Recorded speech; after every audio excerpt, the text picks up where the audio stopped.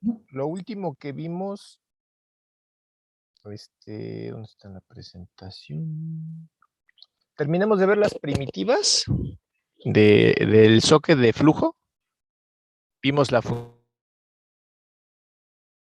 función socket, la función bind, la función listen, la función accept, la función send, la función write, la función read, la función receive, la función shutdown, la función close, la función connect. ¿Sí vimos todas o en cuál nos quedamos?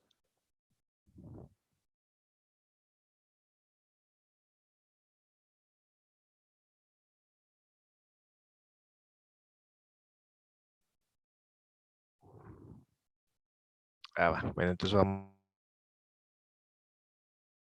a partir de ahí. Entonces, ¿sí se ve ya la presentación? Sí, sí se Sí, ya ve. ayudé. Sí se ve, Y profe. entonces nada más déjenme tomar una captura de pantalla para tener mi evidencia de que aquí anduvimos por si después me las piden los prefectos, porque yo no he visto que se conecte, entonces, o quién sabe quién sea, ¿no? A lo mejor es uno de los que están aquí, no sé, pero por si acaso tener la evidencia. Evidencia. Aquí está.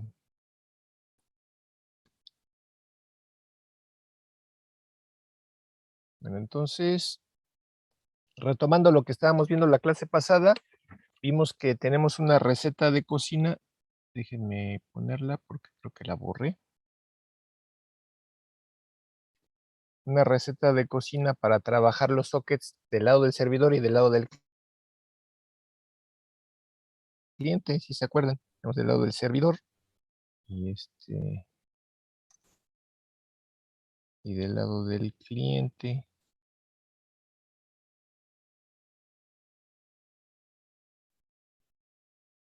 Y habíamos dicho que del lado del servidor todo empieza invocando a la función socket. Igual del lado del cliente todo empieza invocando a la función socket, porque a final de cuentas con eso lo que vamos a hacer es invocar a la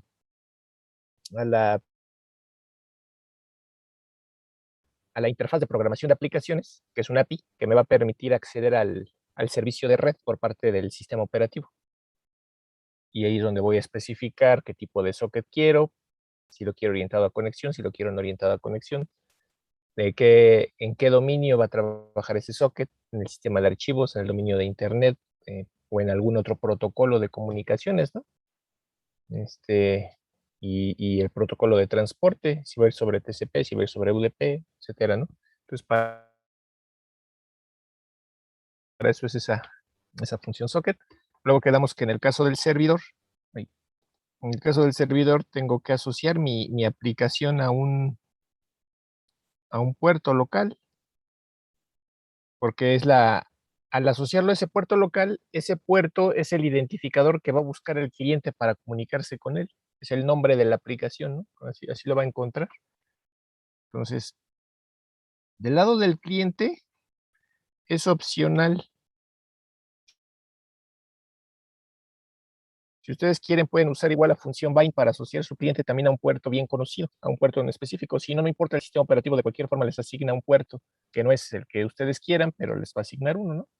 Si ustedes quieren que el cliente también esté asociado a un puerto en particular, pues igual invocan a la función bind. Después, del lado del servidor, se tiene que abrir el socket para empezar a escuchar conexiones entrantes, y para eso es la función listen. Del lado del cliente, pues no hace nada, porque el cliente no acepta conexiones, entonces no tiene que abrir ningún puerto para escuchar conexiones. Después vendría un for infinito, porque no sabes en qué momento van a venir las conexiones de los clientes, pero sabes que cada que llegue un cliente, vas a aceptar su conexión. Del lado del cliente, y de hecho aquí lo voy a hacer, ahí, vas a establecer la conexión mediante la función connect para conectarte con ese servidor. Ahí es donde se realiza el handshake, el envío de 3 mensajes entre cliente y servidor, para poder establecer ese canal de comunicación bidireccional que nos permita leer o escribir datos en esa conexión. Y a partir de ahí, ay, me faltó una T.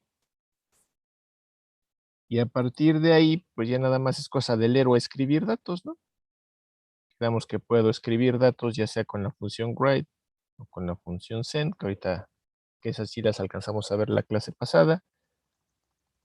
Y si acá vamos a escribir, de este lado tenemos que leer con la función read o con la función receive. Y al revés igual, ¿no? Si aquí vamos a leer, de este lado tendríamos que escribir.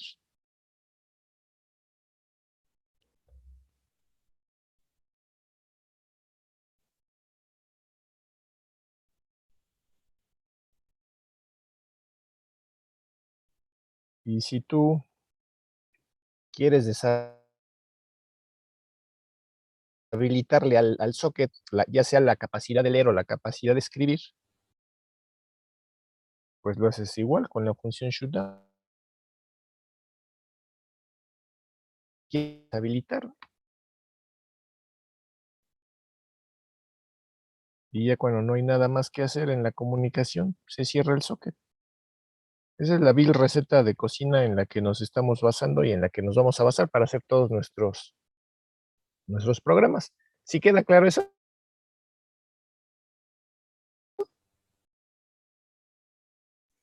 Sí, Sí. sí, profe. Bueno, entonces, continuando con las primitivas que estábamos viendo para la comunicación con socket, tenemos la función read. Si ustedes se fijan, la función read depende de la biblioteca UniSTD, no depende de la biblioteca socket. ¿Por qué? Ya habíamos dicho igual el caso de la función send, ¿no? Y la función write, ¿sí se acuerdan?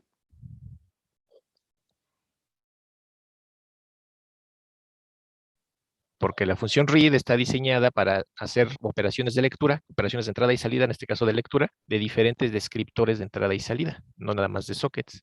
Entonces, por eso está en esa biblioteca que es más estándar, ¿no? Para realizar esas operaciones como de utilerías. Entonces, en el caso de la función receive, pues sí está hecha específicamente para trabajar con descriptores de socket, pero la función read pues puede leer de otros descriptores, como por ejemplo el descriptor de una tubería, de un pipe. Y lo vamos a ver cuando veamos las tuberías, vamos a ver cómo con la misma función read vamos a leer datos de la tubería, así como lo estamos haciendo para leer datos desde un socket. Pero bueno, entonces la función read recibe tres parámetros. El primer parámetro es el identificador o descriptor, como le quieran llamar, del socket, desde donde voy a hacer la lectura. El segundo parámetro es la dirección de dónde voy a alojar los datos que se lean desde el socket. O sea, todo lo que llegue desde el socket, ¿dónde lo voy a guardar? Pues aquí dices la dirección de memoria donde vas a guardar ese dato, ¿no? Y el tercer parámetro es cuántos bytes vas a intentar leer de un jalón, que por lo general es el tamaño del tipo de dato que tienes acá. Entonces esa función read me va a devolver un valor de tipo entero que puede tener tres diferentes valores. Si me devuelve cero, la función read significa que el socket del que estoy intentando leer datos está cerrado y entonces nunca me va a devolver nada más que ceros porque está cerrado, no se puede hacer nada con él. Ahí que se tendría que hacer, pues a lo mejor finalizar la aplicación o a lo mejor intentar crear un nuevo socket y nuevamente intentar leer. Si me devuelve algo menor a cero, significa que hubo un error en la lectura, es un error de entrada y salida. Entonces, si tengo un error de entrada y salida, ¿qué tengo que hacer? Pues a lo mejor tendría que meter eso en un ciclo, en un for, n número de veces, n número de intentos, y si en ese n número de intentos siempre obtengo un -1, significa que no fue posible llevar a cabo esa lectura. Y le aviso al usuario y cierro el socket, ¿no? Y si me devuelve algo mayor a cero, significa que sí se pudo recibir algo desde el socket, sí se pudieron leer datos. ¿Cuántos datos? Pues la cantidad que me devuelva de bytes, o sea, si ese número es mayor a cero, lo que me devuelva es la cantidad de bytes que se pudieron leer desde el socket. Entonces aquí tenemos un ejemplo, ¿no? Si yo quisiera leer una cadena desde el socket, previamente tengo que crear un contenedor, que es donde voy a almacenar esa cadena. En este caso le llame buff, o buff, como me quieran llamar. Creo mi cadena para recibir ese texto que va a llegar desde el socket. Aquí me faltó hacer un paso. ¿Qué paso me faltó? Limpiar mi cadena por si tuviera basura, ¿no? Entonces aquí lo que me faltó es un invocar ya sea a la función memset o a la función b0, que están en la biblioteca string.h.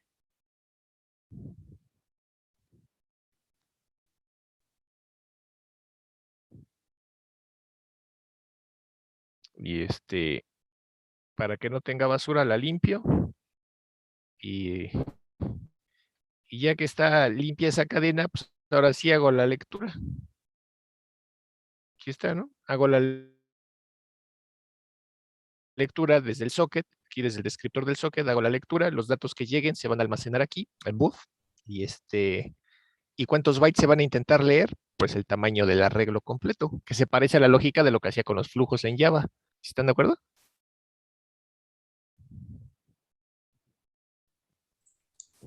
Sí, que le entraba el tamaño y el carácter que se iba a meter, y sí, sí se parece. Ajá, sí, sales. Y entonces ya nada más es validar, ¿no? Si la función read me devuelve algo menor a cero, significa que hubo un error de lectura. Entonces a lo mejor ahí tendría que ciclarlo n veces, en un for, en un while, hacer n intentos de lectura, y si no se puede, pues ya le avisas al usuario que no se pudo leer y cierras el socket. También vas a validar, si lo que te devolvió read es igual a cero, significa que el socket del que estás intentando leer ya estaba cerrado, entonces pues igual no se puede hacer nada. Si no, entonces ya quedarían cargados los datos aquí en buff y ya sabrías cuántos bytes se pudieron leer, que es n. Eso sería para texto. Si lo que vas a leer es un dato que no sea texto, por ejemplo, en este caso estamos leyendo un entero, aquí donde estoy apuntando con la flecha, que pudiera ser un entero corto, un short, un entero largo, un long, pero en este caso agarro un entero normal, ¿no? Un int. Entonces tengo mi dato, y para leer los datos, pues igual, invoco a la función read, se va a leer los datos desde el socket. Esos datos, le estás diciendo dónde los va a colocar, la dirección de dónde va a poner los datos, que en este caso es en este contenedor, que es esta variable del tipo de dato que quiere recibir, y cuántos bytes vas a intentar leer, que es el tamaño del entero. Y si sí se pudo leer el entero, pues te devolvería la cantidad de bytes que se leyeron, que en este caso para la arquitectura x86 serían 4 bytes. ¿Y ahí qué me faltaría?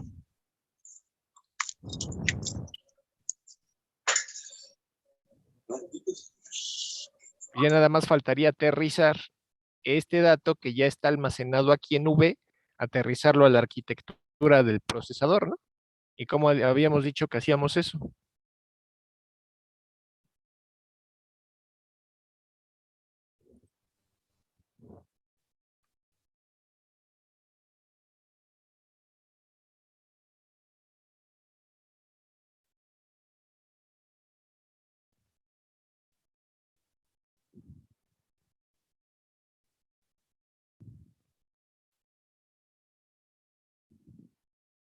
¿Sale? Entonces ya lo único que nos faltaría ahí es lo que les acabo de poner. Ya leíste el dato, está aquí, pero está en formato Big Indian. Entonces falta aterrizarlo a la arquitectura de tu procesador. En el caso de los que tenemos procesador Intel, pues usan esa arquitectura de Intel, que es la Little Indian, ¿no? Entonces se tiene que bajar al otro formato de representación.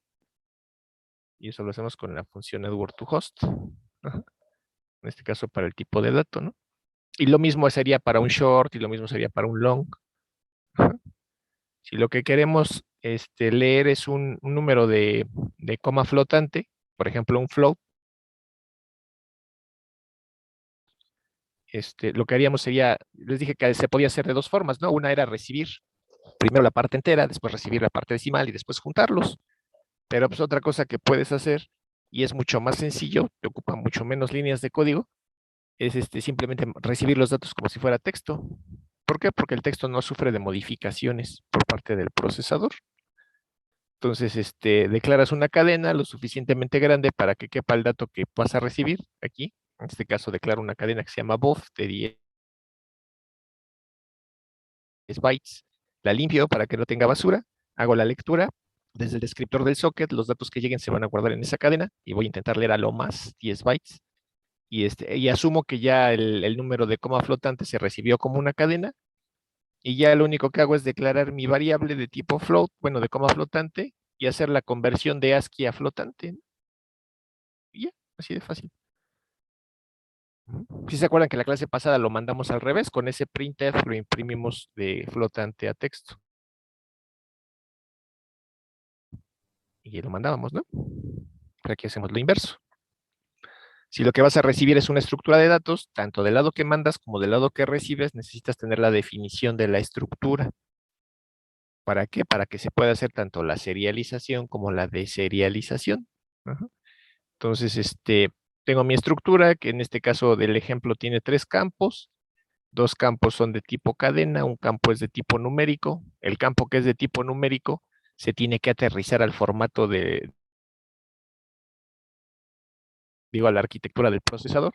Entonces, iniciamos generando una cadena donde vamos a recibir la estructura, convertirla a una cadena, limpiamos la cadena para que no tenga basura, hacemos la lectura desde el socket, aquí está, vemos los datos como si fuera una cadena, o lo más del tamaño de la cadena, que en este caso fueron 200 bytes, y no necesariamente tienen que ser 200 bytes, ¿no? A lo mejor la estructura mide 10 bytes o 11, 100, lo que sea, ¿no? Aquí nos va a devolver en n la cantidad de bytes que se hayan podido leer, que pues, sería en este caso el tamaño de la estructura, de todo lo que contiene. Y después ya lo único que hacemos es hacer el cast a un apuntador a una estructura. Y ahí ya tenemos nuestra estructura, nuestro apuntador, y a través del operador flechita, pues podremos acceder a cada campo de la estructura. Sí, de fácil. Ahorita de todos modos vamos a ver un ejemplo. ¿Dudas hasta aquí?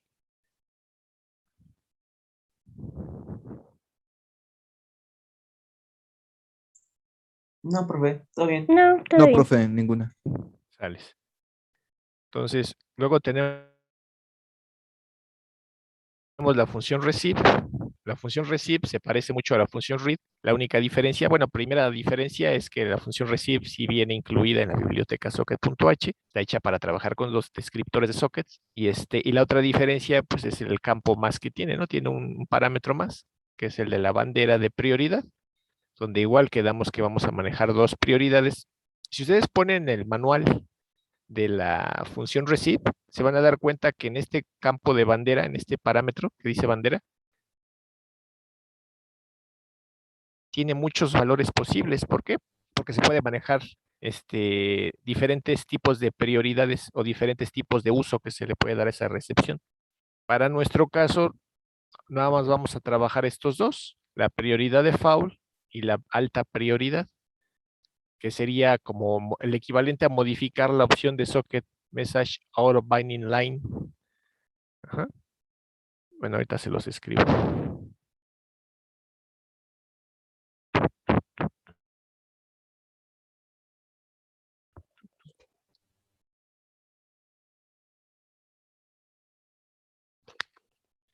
Ahí está. ¿Qué significa? Poder mandar mensajes de manera asíncrona. Que sería mandarlos como si fueran de alta prioridad. Pero es el equivalente a simplemente encender la opción de socket SO o inline, que también vamos a ver ahorita en un ejemplo. Entonces, fuera de eso, lo demás es idéntico a la función read. Y aquí están los ejemplos, nada más déjenme limpiar aquí. Entonces, otra vez, ¿no? Si vas a recibir una cadena, pues declaras un contenedor, en este caso una cadena vacía, lo suficientemente grande para que quepa lo que vas a leer. En vez de invocar a la función read, invocas a la función receive. Y la única diferencia es este parámetro adicional, ¿no? Que en este caso le puse el valor 0. ¿Y eso qué significa? Pues que los mensajes se van a tratar igual que con la función read. ¿Y eso qué significaría a nivel del sistema operativo?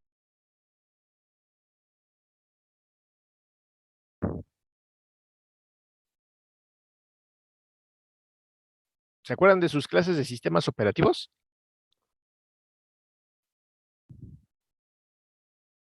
Más o menos, profe. Más Sí. o menos. Más o menos. Entonces, se los voy a pintar de una manera así más sencilla para, pues por como lo hayan visto, ¿no?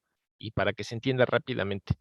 Ustedes en la capa de transporte, ahorita estamos viendo sockets de flujo. Los sockets de flujo viajan sobre el transporte, que es el protocolo TCP. El protocolo TCP maneja identificadores de puerto de 16 bits, ¿no? Que son el puerto origen y puerto destino.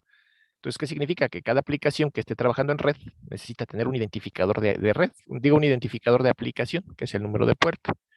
Si yo puedo manejar identificadores de 16 bits, significa que al mismo tiempo puedo manejar en mi máquina al mismo tiempo 2 a la 16 aplicaciones que estén trabajando en red. O sea, 65.536. Entonces, si esas 65.536 aplicaciones se están comunicando al mismo tiempo en mi máquina, pues tanto están generando datos como están recibiendo datos, ¿no? Entonces, si las 65.536 aplicaciones están recibiendo datos y tengo una tarjeta de red, pues a lo mejor no todo el tiempo que se lean datos de la tarjeta de red se me van a entregar a mí, porque además de cuentas, no todo el tiempo se está ejecutando mi aplicación, ¿no? Aunque tenga una máquina con un procesador de varios núcleos, pues no significa que todos los núcleos se estén utilizando. Ahí ya depende de cómo esté implementada la aplicación. Para trabajar se le llama grupo de afinidad, cuántos núcleos se quieren usar para realizar ese procesamiento de esa aplicación, ¿no? Entonces, a nivel de la pila de protocolos de TCP/IP, en el caso de TCP, se tiene una cola de mensajes. ¿Para qué? Para que cada que llegan datos, acuérdense que el protocolo TCP te brinda un buffer de datos de donde vas a tomar tú lo que llegue, ¿no? ¿Por qué? Porque puede ser que cuando lleguen los datos a través de la tarjeta de red, tu aplicación no esté en el procesador, no esté siendo planificada. Entonces, para que no se pierdan esos datos, se quedan almacenados o encolados en esa cola de mensajes y ya después de ahí los vas tomando, ¿no? Cuando se va pudiendo. Entonces, no crean que al momento de que ustedes hacen una lectura con la función read o con la función receive, no crean que en ese momento ya están ahí los datos, ¿no? O ya se están leyendo. En ese momento, pues hay un planificador que se encarga de ir desencolando esos mensajes del buffer, ¿no? Porque acuérdense que no nada más están los mensajes de tu aplicación, están los mensajes de cada una de las 65.536 aplicaciones que se pueden estar ejecutando en red. ¿Sí queda claro eso?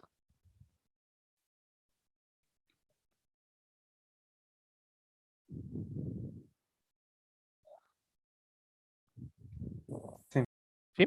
Sí, sí, profe. Entonces, sí, entonces, si tú no quieres que se le dé la prioridad normal a tus paquetes que vas a recibir, a tus segmentos de TCP, lo que puedes hacer es encender esta bandera de prioridad, el último campo de aquí, el último parámetro de la función receive, y ya con eso lo que vas a hacer es que se va a habilitar la opción de socket SOOB, y con eso, ¿qué va a suceder? En el encabezado, a nivel del encabezado de TCP, se va a activar la bandera push. ¿Y para qué sirve la bandera push?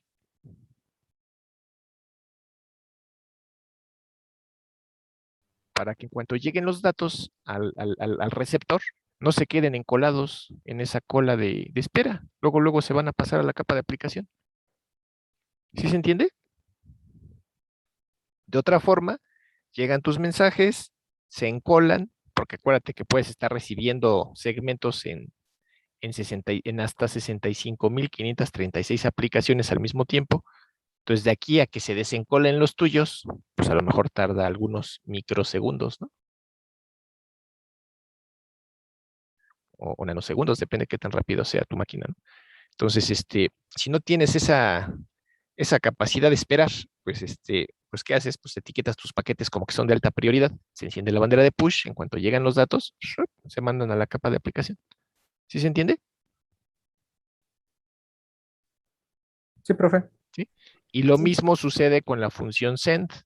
Por eso la función send también tiene la, la bandera esta que le puedes poner la alta prioridad, ¿no?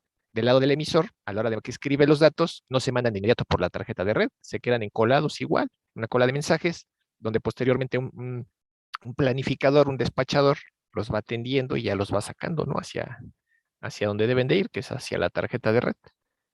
Pero lo mismo, si no puedes esperar, pues se enciende la opción de socket, el SOOB inline, que sería el equivalente a hacer el flush para que rápido se vayan los datos. Cuando tú invocas al método flush que vimos en Java, en ese momento se se prende la bandera push del encabezado de TCP y en ese momento los datos que salgan, luego se van, no se quedan encolados en esa cola de espera. Ajá. Entonces, para eso sirve. ¿Dudas hasta aquí?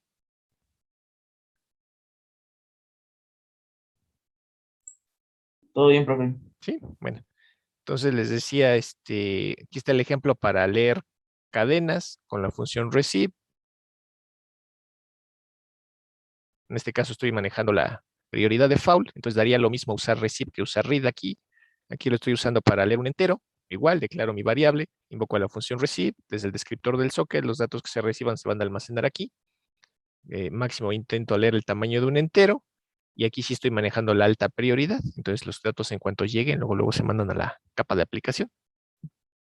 Y aquí igual me faltaría nada más hacer el aterrizar a la arquitectura del procesador, ¿no? Con el network to host long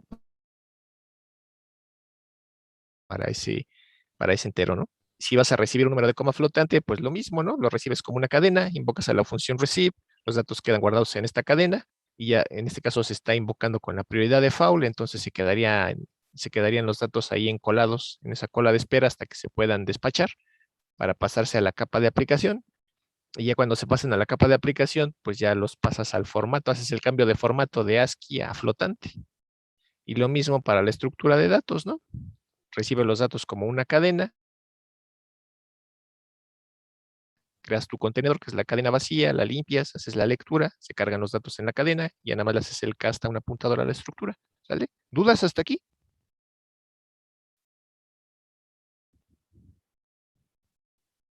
¿Todo claro? Sí, profe. Sí. Bueno. Entonces, por otro lado, tenemos la función shutdown. La función shutdown nos va a servir para deshabilitarle a un socket, ya sea la lectura, la escritura o ambas. Entonces, por lo general, la función shutdown se invoca inmediatamente después de que aceptas una conexión, ¿no? Y por lo general se invoca del lado del servidor, que es el que controla la comunicación entre las dos partes, ¿no? Entonces, se conecta el cliente dependiendo de la lógica de tu programa. Pues tú como servidor le restringes a ese cliente, ya sea la lectura, o le restringes la escritura, o le restringes ambas. ¿Cómo lo haces? Pues invocando a la función shutdown. Entonces, la función shutdown requiere de dos parámetros. El primero es el descriptor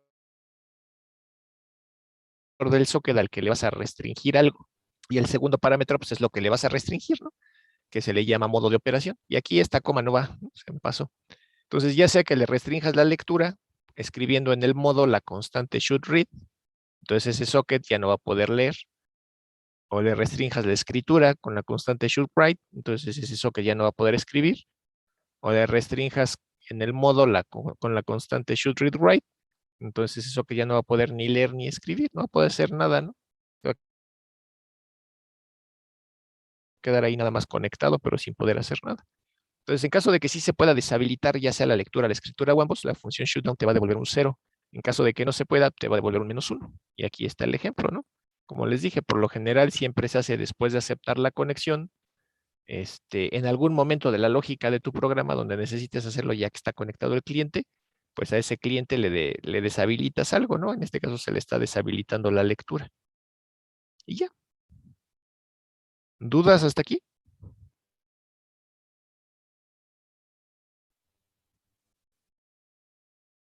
Todo bien. Bien, entonces. Tenemos ya por último del lado del servidor la función close. La función close, si se fija, no pertenece a la biblioteca socket.h. ¿Por qué? Porque sirve para cerrar diferentes descriptores de entrada y salida, no nada más de sockets, sino de otras cosas, ¿no? Como por ejemplo las tuberías que les he estado mencionando y que vamos a ver más adelante. Entonces, ¿en qué consiste ese proceso de cerrado? Pues se cierra un socket. ¿Y qué significa que se cierra el socket? Significa que se tiene que matar ese proceso. ¿Y qué significa que se mate ese proceso? Significa que además de que se muere ese proceso, el identificador que tenía asociada a esa aplicación se tiene que desasociar de la tabla de descriptores de procesos, ¿no? ¿Por qué se tiene que desasociar? Pues porque ese proceso ya no está vivo. Y entonces ese identificador, que es el número de puerto, debe de quedar libre para poder ser asociado a un nuevo proceso que se va a ejecutar en red. ¿Cuál es el problema? Que ese proceso de desasociar el programa o el proceso que acaba de terminar con uno nuevo que se vaya a crear tarda entre 15 y 25 segundos en sistemas operativos basados en Linux. Bueno, en general, en los sistemas operativos, ¿no? Tarda entre 15 y 25 segundos ese proceso de desasociar. Entonces, si tú estás corriendo, por ejemplo, un servidor que está asociado al puerto 1, 2, 3, 4 y por algún problema en la lógica de tu aplicación truena el servidor y luego lo quieres volver a echar a andar y asociarlo al mismo puerto 1, 2, 3, 4, a lo mejor te va a marcar un error que te va a decir address already in use, ¿no? De que ya se está usando esa dirección y ese puerto. ¿Por qué? Porque no se ha desasociado del proceso que acaba de finalizar con el identificador que tenía. Y es por eso que cuando tú creas un servidor, por lo general se habilita la opción de socket reuse address, SO reuse address. ¿Por qué? Para que no tengas que esperarte entre 15 y 25 segundos en lo que se desasocia ese identificador o ese puerto de ese proceso que finalizó. ¿Sí queda claro? ¿Sí? Vale. Entonces, en caso de que sí se pueda finalizar ese proceso, pues close te va a devolver 0. En caso de que no se pueda, te va a devolver -1. Entonces, eso sería las primitivas que vienen aquí, del lado del servidor, ¿no? Ya vimos socket, bind, listen, accept, read, write, send, receive, shutdown y close. Del lado del cliente, pues son básicamente las mismas. Socket, si es que se quiere usar bind, se usa bind, read, write, shutdown, receive, send, close. La única que nos faltaría ver es la función connect y ahorita la vamos a ver. Entonces aquí tenemos ay, es que me pasé de diapositiva. Aquí tenemos la función que nos falta ver, que es la función connect, que requiere de dos bibliotecas, de la biblioteca socket.h y de la biblioteca types.h. ¿Por qué requiere de la biblioteca types.h? Porque tiene tipos de datos que están definidos aquí, como por ejemplo el tipo de datos socket length. ¿Qué tamaño tiene el tipo de datos socket length?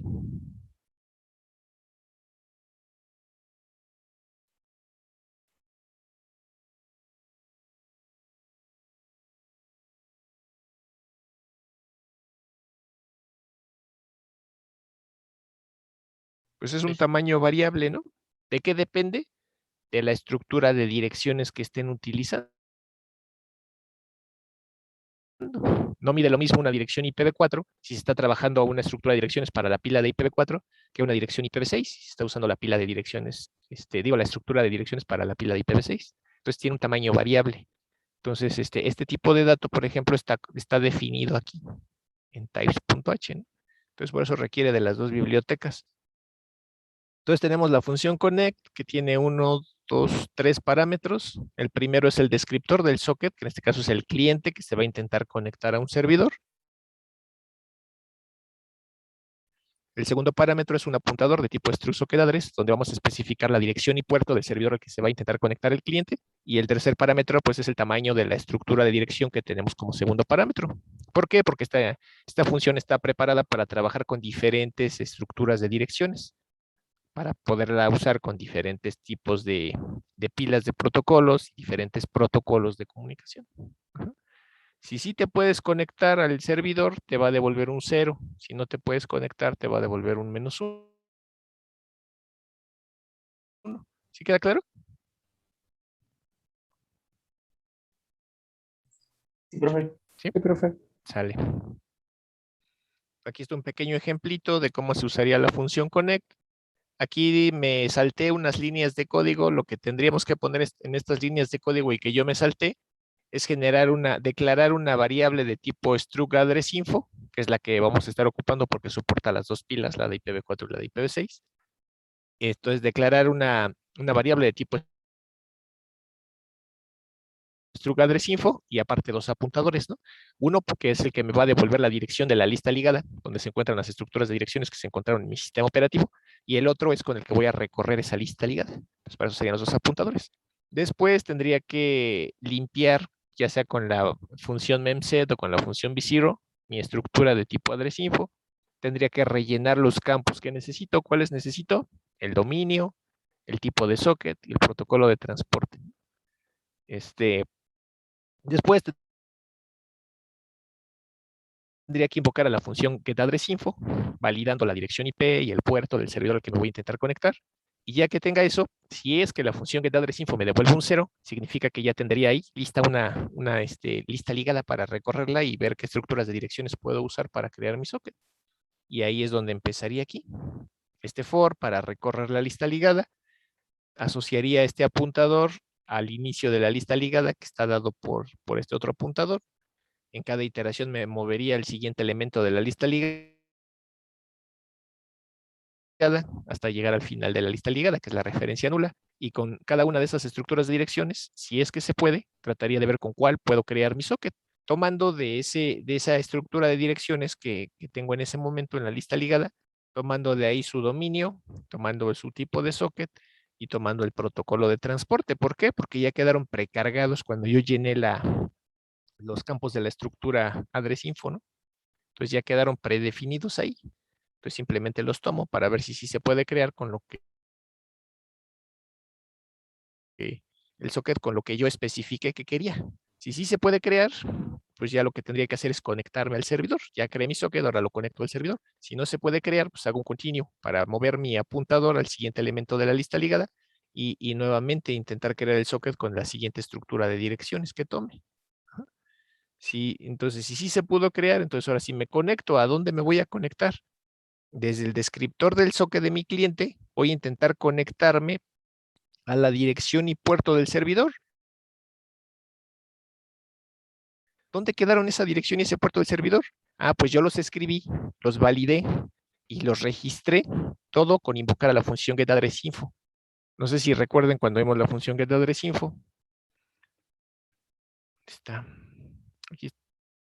Aquí está para un cliente, ¿no? Aquí en la función getAddressInfo, cuando invoco a la función getAddressInfo, ¿ya se ve la diapositiva? Sí, profe. Sí, profe. Aquí al invocar a la función getAddressInfo estoy validando la dirección IP y el puerto del servidor al que me voy a conectar. Entonces, tanto los estoy validando como los estoy registrando. Ajá. Entonces, a la hora que me devuelve la función getAddressInfo, me devuelve la lista ligada aquí. Esta lista ligada que contiene estructuras de direcciones, esas estructuras de direcciones ya van a tener precargados estos datos. La dirección IP que voy a usar, el puerto que voy a usar. Y además los campos que yo especifique en mi estructura, el dominio, el tipo, el protocolo de transporte. Ya va a quedar precargado. Entonces, a la hora de que yo los esté usando aquí por ejemplo, aquí en la función connect, cuando invoco a la función connect, con ese descriptor de socket, voy a tomar de ese apuntador, que es este P, que es el que va recorriendo la lista ligada. Se supone que ya trae precargados los datos en la estructura de direcciones que me regresó la función getAddressInfo. Entonces, de ahí va a tomar la dirección IP, el puerto y el tamaño de la estructura de direcciones, que es lo que me pide la función connect. ¿Sí queda claro?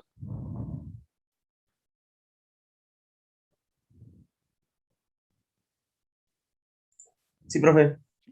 Y si sí me puedo conectar, me va a devolver un 0. Si no me puedo conectar, me va a devolver un -1 y es lo que estoy validando, ¿no? Si no me pude conectar al servidor con esa estructura de direcciones, pues simplemente cierro ese socket, imprimo un error y me desplazo, hago la siguiente iteración. Por eso hago un continue para irme a la siguiente iteración del for, recorrerme al siguiente nodo de la lista ligada y ver si con la siguiente estructura de direcciones sí puedo realizar todos los pasos de la receta de cocina, crear el socket y conectarme. Si sí me puedo conectar, pues ya le di el clavo, ya tengo lo que necesitaba, ya no necesito seguir recorriendo la lista ligada y por eso hago un break para salirme de este for y continuar con la lógica de mi aplicación. ¿Sale? Vamos a ver un ejemplo. ¿Hasta aquí tienen alguna duda antes de ver los ejemplos? ¿No? Bueno, supongo Todo bien, profe. que reacción. Entonces vamos a ver un ejemplo de un servidor de eco. Me dicen si ya se ve mi interfaz del Ubuntu. Bueno, mi ventanita del Ubuntu. Sí, ya se ve. Sí, profe, ya se ve. Sale. Entonces vamos a revisar el ejemplo. Este ejemplo que les voy a poner está en la página. Está aquí en la... ¿dónde está? Aquí. En esta liga. En la 148, 204, 58, 221, diagonal Axel, diagonal aplicaciones, diagonal sockets, diagonal C, diagonal IPv4-IPv6, diagonal flujo. ¿Vale? Y el que les voy a explicar ahorita es este que dice ceco, bueno, seco, o sea, del cliente de eco y el servidor de eco. ¿Vale? ¿Sí ya lo tienen? ¿Ya lo copiaron? Bueno, ya copiaron la liga.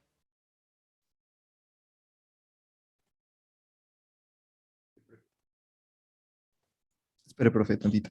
Sí.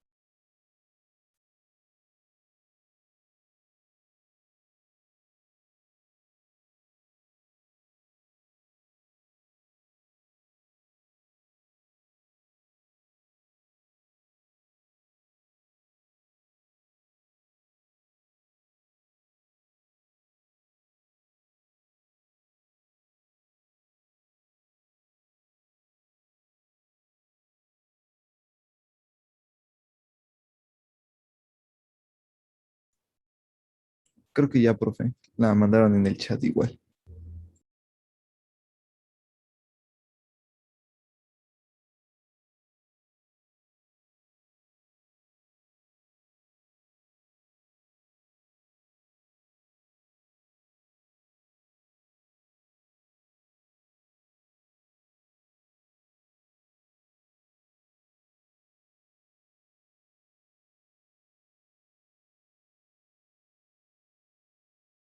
Creo que no es el del link.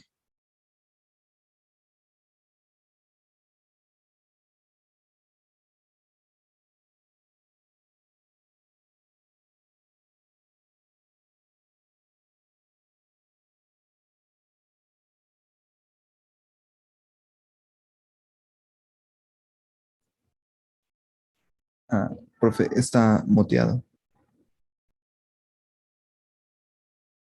Ah, sí, cierto, perdón. Y yo aquí hablando y... bueno, ya. Entonces vamos a empezar viendo qué hace el código. Empezamos con los includes, nada más que no sé por qué no se ve toda la pantalla, como que el primer carácter no se ve. Pues déjenme hacerla más chiquita.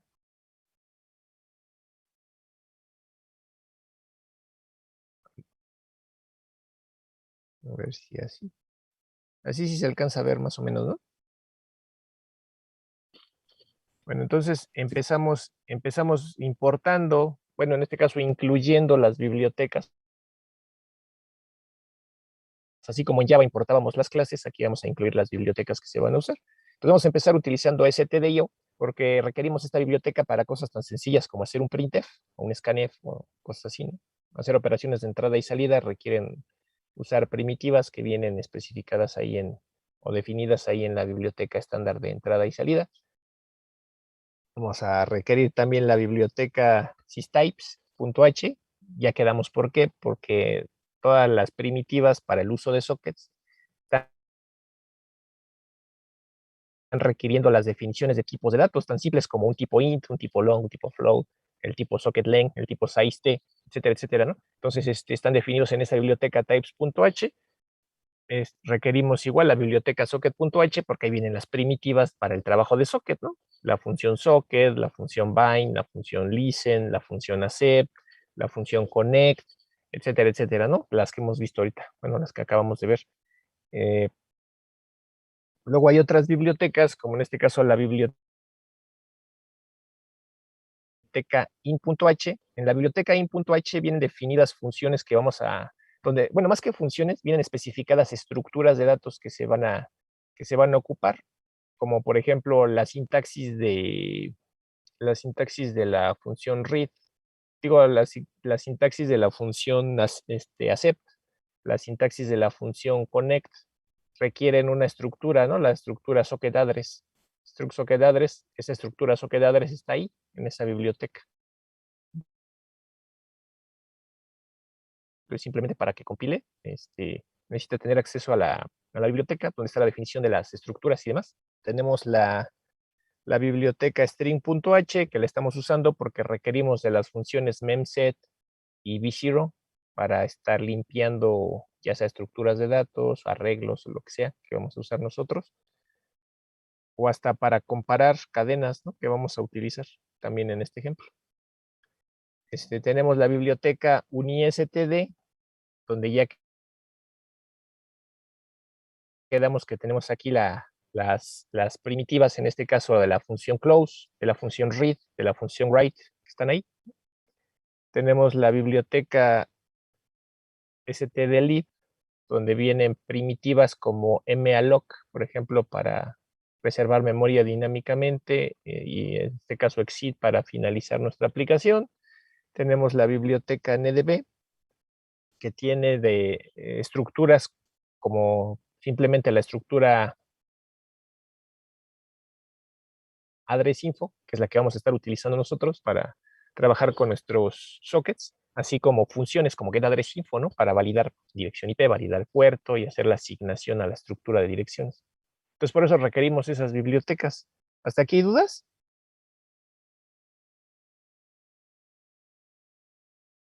No, profe. ¿No? Bien. Entonces, nuestro servidor va a estar corriendo en el puerto 1235. Entonces, eso nada más acuérdense, ¿no? Para así, por si se me olvida el rato.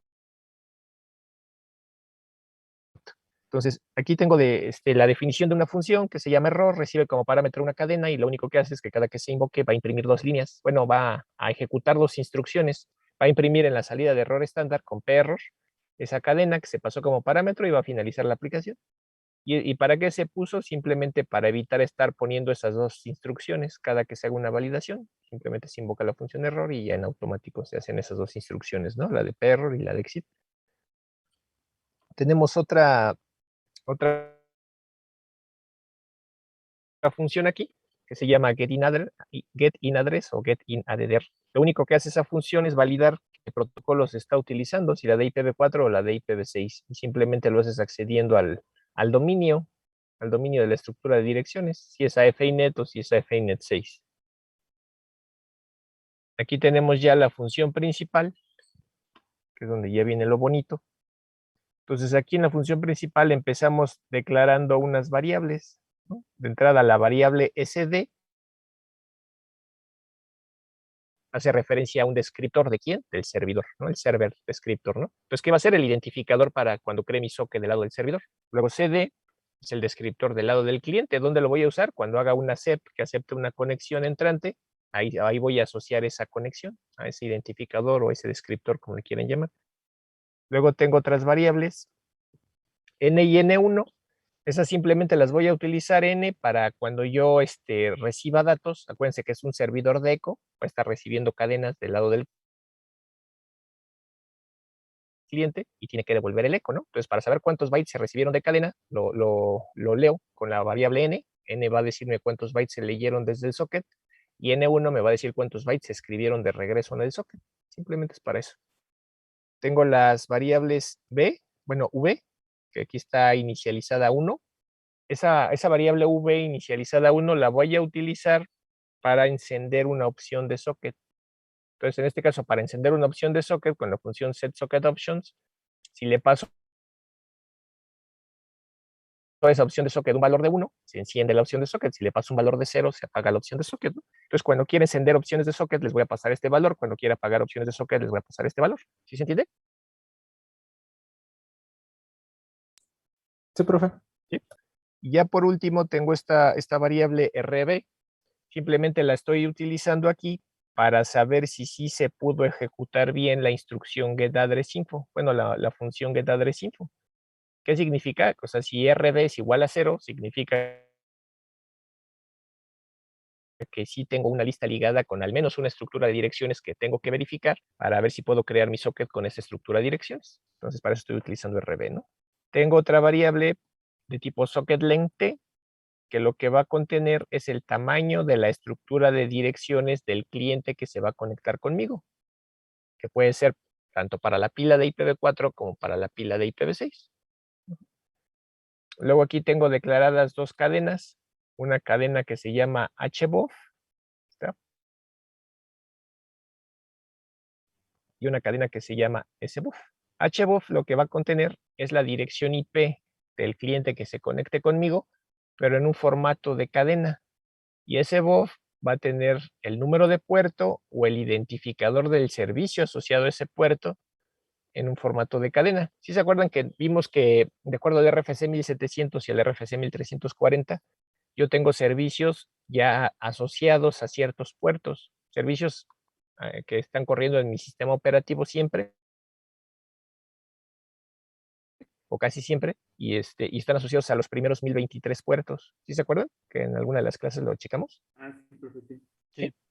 Entonces, si yo quiero imprimir qué servicios es el que está corriendo el cliente que se conectó conmigo o a qué puerto está asociado, pues eso se va a guardar aquí, en esta cadena. Y si quiero saber la dirección IP o el nombre calificado de ese cliente, lo voy a saber aquí, en esta cadena. Esas cadenas ya están creadas con un tamaño máximo que está definido en estas constantes. Entonces, si quieren saber qué tamaño es, pues tendrían que mandar a imprimir el valor de estas constantes para que se los pongan. Entonces, luego tenemos aquí declarada mi estructura addressinfo, que es en la que yo voy a especificar qué tipo de socket voy a crear, que en este caso es un socket de flujo, qué protocolo de transporte se va a utilizar, que en este caso es TCP, y qué y cómo se llama, y si es que quiere, y qué dominio va a utilizar el socket, ¿no? Si va a trabajar en el sistema de archivos, si va a trabajar con otro protocolo de comunicaciones que no sea IP, si va a trabajar con en Internet, en el dominio de Internet. Entonces, para eso vamos a utilizar esta estructura. Y ya por último, vamos a utilizar también la estructura Socket Address Storage. ¿Para qué me va a servir la estructura Socket Address Storage? A la hora de que yo haga mi accept y acepte la conexión entrante de un cliente, ahí se va a almacenar la información del cliente que se conectó conmigo. Solo que, a diferencia del HBOF y SBOF, donde ya están por separado la dirección y el puerto, en la estructura Socket Address Storage esa información está junta, es como si viniera serializada. Y se deserializa y se separa, ¿no? La IP del puerto en un formato de texto que sea fácil de entender por el ojo humano, ¿no? ¿Sí se entiende la diferencia? Sí, profe. ¿Sí? Bueno, entonces aquí simplemente calculamos el tamaño que va a tener la estructura de direcciones del cliente que se va a conectar con nosotros. Limpiamos nuestra estructura de tipo Socket Address Storage para quitarle la basura. Empezamos a rellenar los campos de nuestro interés. ¿Qué campos de nuestro interés? El dominio. Aquí estamos especificando el dominio. Quizá, dependiendo de la distribución de Linux en la que ustedes corran su aplicación, en algunas sería necesario apagar la opción de socket IPv6 only, que es la que está aquí abajo, aquí, que dice IPv6 v6 only, y le pasamos un 0. ¿Para qué? Para que permita que trabajen a la par las dos pilas de protocolos. Porque algunas veces en algunas distribuciones de Linux, si está encendida, y a veces está encendida por default, la opción de socket IPv6 y IPv6, v6 only, solamente permite trabajar una de las pilas a la vez. O trabaja IPv4 o trabaja IPv6, pero no deja que trabajen las dos. Entonces basta con que se apague esa opción de socket y ya permite que estén trabajando las dos pilas de protocolos con tan solo especificar este dominio. Ajá. ¿Sí queda claro?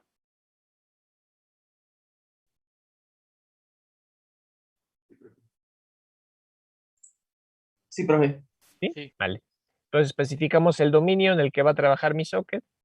Le estoy poniendo IPv6, pero si está apagada la opción de socket IPv6 V6 only, van a funcionar las dos pilas de protocolos, la de IPv4 y la de IPv6. Especificamos el tipo de socket, que va a ser un socket de flujo. Especificamos cómo va a ser un servidor y ese servidor tiene que estar asociado a un puerto en específico, pues tenemos que avisar que se va a invocar a la función bind para hacer la asociación a ese puerto. ¿Y cómo lo avisamos? Prendiendo la bandera AdressInfo Passive. Especificamos el protocolo de transporte para nuestro socket con el comodín 0, indicando que el sistema operativo se va a encargar de elegir cuál es el mejor protocolo de transporte para un socket de flujo. Y ya los campos que me faltan, pues ya sea que los ponga en nulo o que no los ponga, ¿no? Simplemente si no son de mi interés. Entonces ya hago la validación. Como en este caso voy a montar un servidor y ese servidor me interesa que reciba conexiones por cualquiera de mis tarjetas de red, entonces simplemente voy a validar el puerto que va a escuchar ese servidor. Si me interesara que ese servidor limitara las conexiones por una tarjeta de red en particular, tendría que validar también aquí en este campo que está en nulo la dirección IP asociada a la tarjeta de red por donde quiero que se hagan las conexiones. Pero como no me importa, pues por eso lo dejo en nulo y puedo atender clientes por cualquiera de mis tarjetas de red. Entonces se valida el puerto que va a asociarse al servidor. Se especifica también la estructura que ya trae precargada la información sobre el tipo de socket que voy a querer, qué protocolo de transporte, qué dominio y demás. Y se especifica dónde me va a devolver la dirección del inicio de la lista ligada en caso de que sí haya al menos una estructura de direcciones válida para ser usada, ¿no? Entonces valido que la función getAddressInfo me devuelva un 0. Si me devuelve 0, significa que sí se encontró al menos una estructura de direcciones con la que puedo trabajar. Y entonces, ¿qué tengo que hacer? Pues recorrer esa lista ligada, ¿no? Entonces, para eso es que tengo este for. Para empezar a recorrer mi lista ligada. Y en cada nodo de la lista ligada voy a tener una estructura de direcciones con la que voy a intentar ver si puedo trabajar y crear mi socket. Entonces, tomo el primer nodo, tomo mi apuntador de tipo addressinfo, struct addressinfo, lo inicializo al primer elemento de la lista ligada, o sea, al primer nodo, aquí le estoy igualando el primer nodo de la lista ligada, y con esa estructura de direcciones voy a intentar crear mi socket. De esa estructura de direcciones tomo su dominio, tomo el tipo de socket, tomo el protocolo de transporte y veo si sí se puede crear el socket. Si no se puede crear, pues hago un continuo, me recorro a la siguiente estructura de direcciones del for aquí, y veo si con la siguiente estructura sí puedo crear el socket. Si sí se pudo crear el socket, entonces ahora empiezo a modificar las opciones de socket que requiera, ¿no? Les dije que casi en la mayoría de los servidores lo que voy a hacer es encender la opción de socket reuse address. Aquí está, SO reuse address. Que en Java era más fácil porque simplemente invocaba el método setReuseAddress. Pues aquí es más genérico, con la misma función modifico todas las opciones de socket, ¿no? Con la función setSocketOption. Especifico el descriptor del socket al que le voy a modificar la opción de socket. En el siguiente parámetro tengo que decir en dónde se encuentra esa opción de socket, en dónde se encuentra de toda la pila de protocolos de TCP/IP, en cuál capa se encuentra. Ah, pues se encuentra en la capa de socket layer, por eso dice sol de socket layer. ¿En qué capa? La capa de socket. ¿Cuál es la capa de socket? La capa de aplicación. Ajá. Entonces, en la capa de aplicación es donde vamos a encontrar la gran mayoría de las opciones de socket, salvo una que otra que no está ahí, como la que está aquí abajo, ¿no? Pero la gran mayoría se encuentran en la capa de socket. La opción de socket que vamos a modificar se llama SO o Socket Reuse Address. Le vamos a pasar un 1. Si se acuerdan que la V estaba inicializada a 1 y OP estaba inicializada a 0. Entonces le pasamos la dirección del 1 para encenderla. Con un 1 se enciende, con un 0 se apaga. Entonces estamos encendiendo esa opción de socket y le decimos cuántos bytes mide este dato que le vamos a pasar acá. Si la función setSocketOption me devuelve 0, significa que sí se pudo modificar esa opción de socket. Si me devuelve -1, significa que no se pudo modificar. Y luego lo mismo, pero acá. Invoco la función setSocketOption para modificar ahora la opción de socket IPv6 V6 only. Ahora en lugar de encenderla, quiero apagarla, por eso le paso un 0. Esta opción de socket es referente a IPv6. ¿Y dónde se encuentra IPv6? Pues en la capa de red, que sería a nivel del protocolo IP. Aquí está, IP Protocol IP, pero IPv6, o sea, la versión 6 del protocolo IP. Esa no es la capa de aplicación, es la capa de red, ¿no? Y le paso el 0 y la cantidad de bytes que mide este dato que le estoy pasando acá. Si me devuelve un 0, significa que sí se pudo deshabilitar esa opción de socket. ¿Hasta aquí tienen dudas?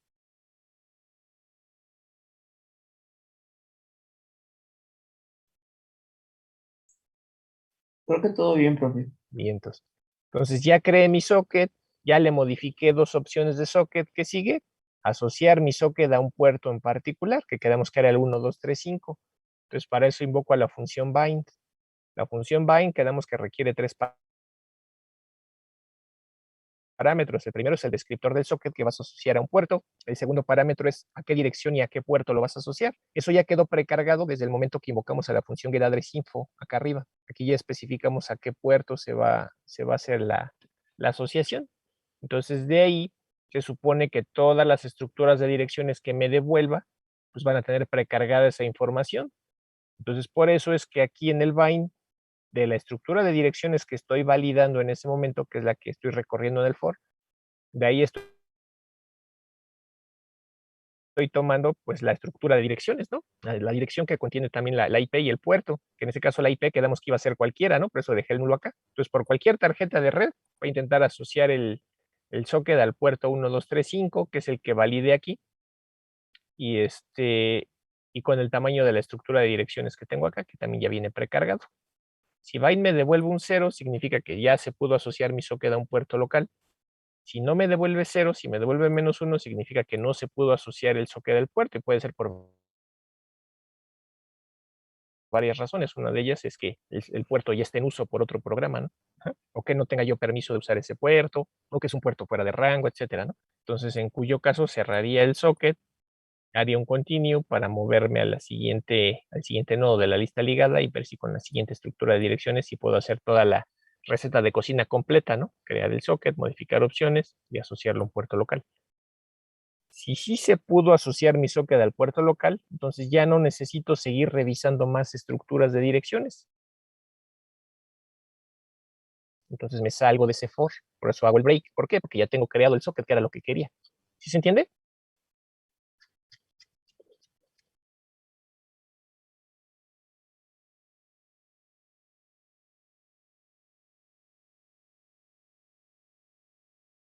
¿Sí queda Sí, claro? profesor, sí se ¿Sí? entiende. Sales. Entonces ya me salí del for, ya tengo mi socket creado, ya está asociado a un puerto local, ya tiene modificadas opciones de socket, ya no necesito tener la lista ligada. Entonces libero la memoria asociada a esa lista ligada con la función freeAddressInfo. Si yo hubiera recorrido la lista ligada completa y no hubiera encontrado una estructura de direcciones válida para crear mi socket habría llegado a este caso, ¿no? Donde mi apuntador llegó al final de la lista ligada. Entonces, si llegaste al final de la lista ligada y no pudiste crear el socket, mandas un mensaje de error y terminas tu aplicación. Bueno, entonces, con mi socket ya creado y asociado a un puerto, pues ya voy a empezar a escuchar conexiones entrantes. Entonces invoco a la función listen para abrir mi socket que empiece a escuchar conexiones entrantes. Le aviso al usuario que corre el servidor que ya estoy esperando clientes. Y aquí, al igual que en Java, yo no sé en qué momento van a llegar los clientes. Entonces hago un ciclo de espera infinito, ya sea un while true o un forever, como está en este caso. Y en cada iteración voy a aceptar una conexión. ¿Sí queda claro? Así como así en Java. Es un servidor iterativo. En cada iteración acepto una conexión. Entonces, antes de aceptar mi conexión, checo el tamaño de la estructura de dirección que se va a utilizar aquí, con el sizeOf, simplemente mido el tamaño de la estructura de dirección e invoco a la función accept. Entonces, desde el socket de mi servidor, voy a aceptar una conexión. El descriptor de la conexión que se va a aceptar se va a almacenar aquí, en el descriptor del cliente. Y entonces, a través de este descriptor me voy a poder comunicar con ese cliente. Los datos de quién se comunicó conmigo están aquí, contenidos en esta variable de tipo socketAddressStorage, que aquí dice su dirección de address. Y el tamaño de esa estructura de direcciones pues es el que calculé una instrucción antes, ¿no? Acá arriba. Entonces, si la función accept hubiera devuelto un valor por debajo de 0, significa que ese descriptor no es válido, significa que no se pudo aceptar la conexión. Y si no pude aceptar la conexión de ese cliente, ¿qué hago? pues nada, simplemente hago un continue para hacer la siguiente iteración del for. Pues no pude aceptar a este cliente, pero a lo mejor al que sigue sí, o al que sigue, o al que sigue, o al que sigue, ¿no? ¿Sale? Entonces, si no se puede aceptar una conexión, pues trato de aceptar a la que sigue. Si sí se puede conectar, pues extraigo la información de quién se conectó conmigo, que es lo que tenemos aquí en esta función getNameInfo. La función getNameInfo lo que va a recibir como entrada es nuestra estructura de tipo SocketAddressStorage. Esa estructura SocketAddressStorage contiene la dirección IP y el puerto de quien se conectó conmigo, pero no los tiene en un formato que sea humanamente legible. O sea, lo tiene como un arreglo de bytes. Yo lo quiero ver en texto, como si fuera cadenas, para que sea fácil de leer. Entonces, la función getNameInfo me va a permitir extraer de ese arreglo de bytes en formato de cadena la dirección IP y el número de puerto. ¿Sí se entiende?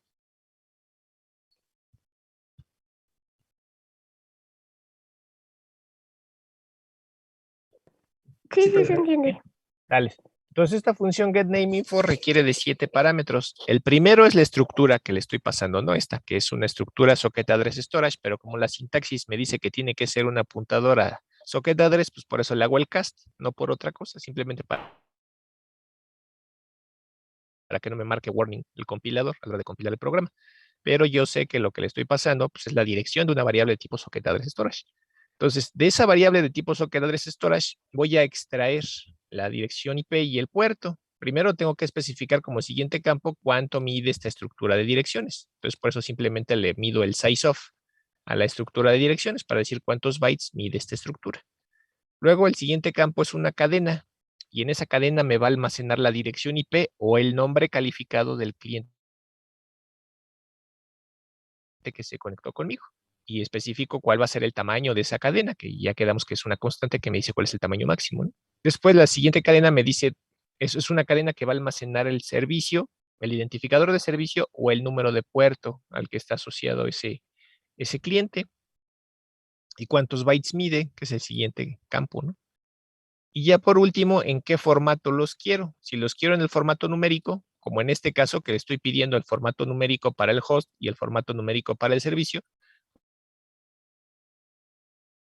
o podría especificar que quiero el formato canónico para el host y el formato canónico para el servicio, en cuyo caso me daría el nombre calificado y me daría el número de servicio, bueno, el identificador de servicio, en lugar del número de puerto. ¿Sí se entiende?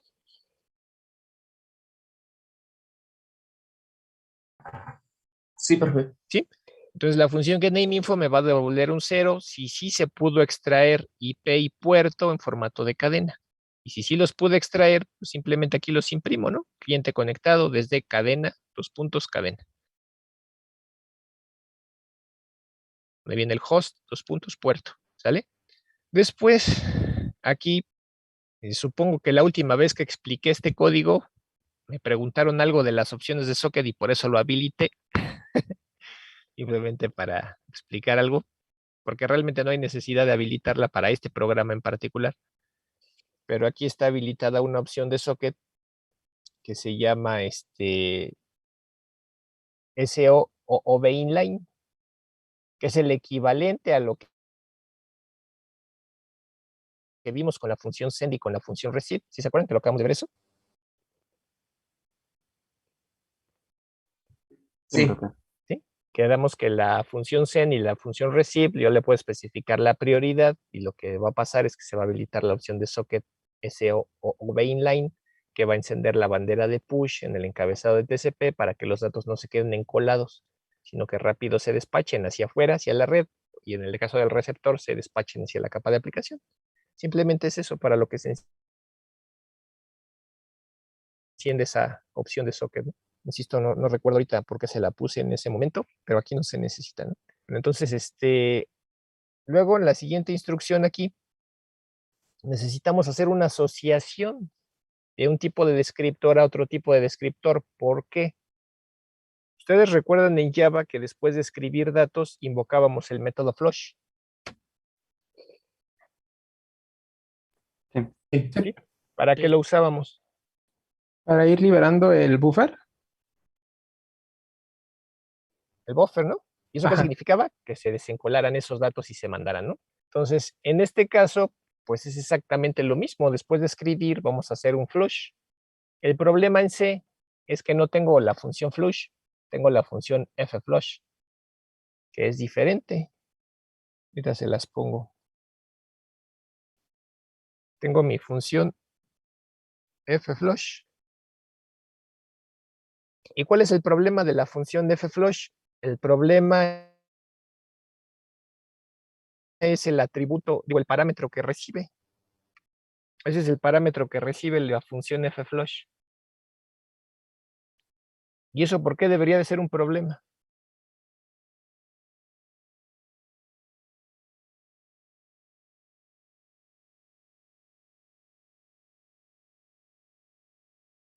Me puede liberar ay, ¿cómo se llama esto? Bueno, podremos perder el archivo, ¿no? Ajá. O sea, el problema de que yo necesite, de que yo use como parámetro un apuntador archivo, pues es que se supone que lo que va a liberar es el descriptor de entrada y salida, fflush. Y mis descriptores que yo estoy manejando para mi socket, ¿de qué tipo son? ¿Son de tipo file?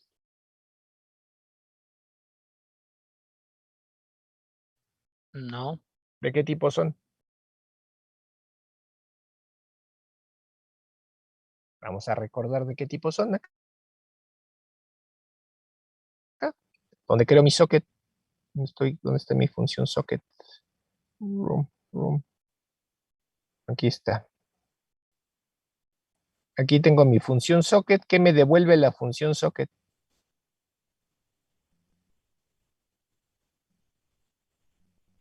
SD, ¿de qué tipo quedamos que era?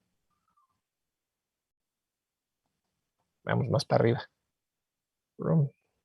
¿De qué tipo es SD? entero. Entero. Entero.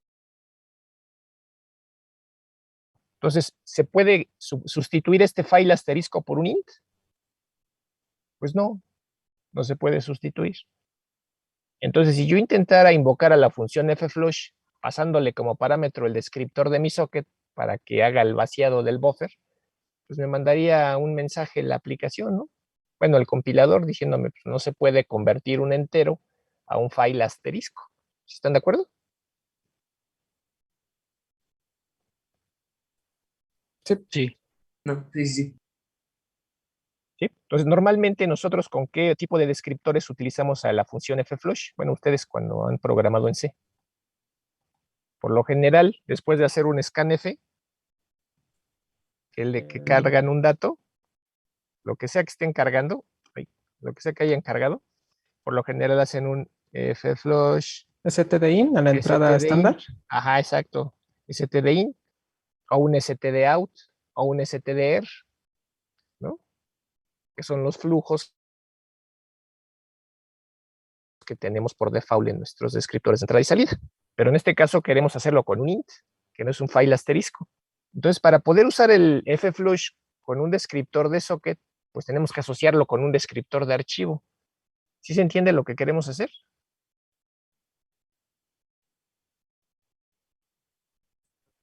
Sí, profe. Y entonces, para poder hacer eso, es que utilizamos aquí abajo, no me acuerdo dónde me quedé, aquí. Y para eso es que hacemos esto. Invocamos a la función fdopen. Entonces, la función fdopen lo que va a hacer es asociarme un descriptor de archivo. De hecho, aquí lo tengo, un file asterisco. Lo va a asociar con el descriptor de mi socket. Aquí está, ¿no? El cliente que acepté. ¿Sí se ve? Sí. ¿Sí? Y lo estoy asociando para la operación de escritura de bits, escritura binaria. Por eso es el W más. Ajá. Entonces, ahora sí, cada que yo escriba datos con la función write o con la función send, después voy a poder invocar un fflush sobre f. Porque yo ya sé que eso está asociado al descriptor del socket. ¿Por qué? Porque está asociado con fdopen, ¿no? Ajá. ¿Sí queda claro?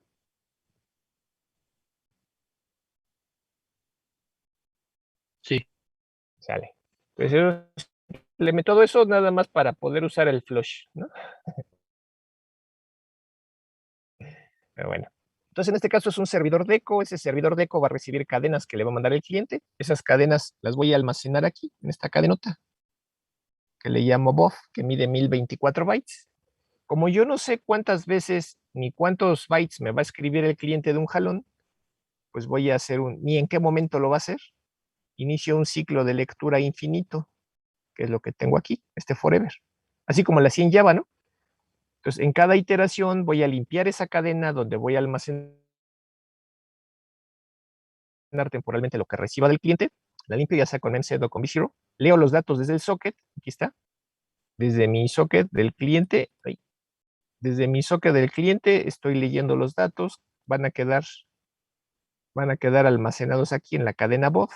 Y voy a intentar leer máximo el tamaño del arreglo, que era lo que hacíamos en Java con los flujos, ¿no? Aquí en la variable n, la cantidad de bytes que se pudieron leer desde el socket. Entonces, válido, ¿no? Que no haya habido problemas de lectura. Válido también que no esté cerrado el socket. Y si no hay problemas de lectura ni está cerrado el socket, que es else, entonces significa que ya recibió un mensaje de parte del cliente, ¿no? Entonces mando a imprimir lo que se recibió del cliente a través del socket. Válido que lo que recibí no sea la cadena salir. Si fue la cadena salir lo que recibí, ya sea independiente de mayúsculas y minúsculas, si leí la palabra salir, entonces significa que ese cliente ya se va. Entonces cierro el socket y me salgo de ese for infinito que tenía acá arriba, ¿no? Ese ciclo infinito de lectura. Si no detenía la palabra salir, entonces simplemente le devuelvo el eco. Estoy haciendo el write, devolviéndole lo que él me escribió. ¿Cuántos bytes le estoy devolviendo? La cantidad de bytes que yo leí de él, que en este caso es n, ¿no? ¿Sí se ve o no se ve?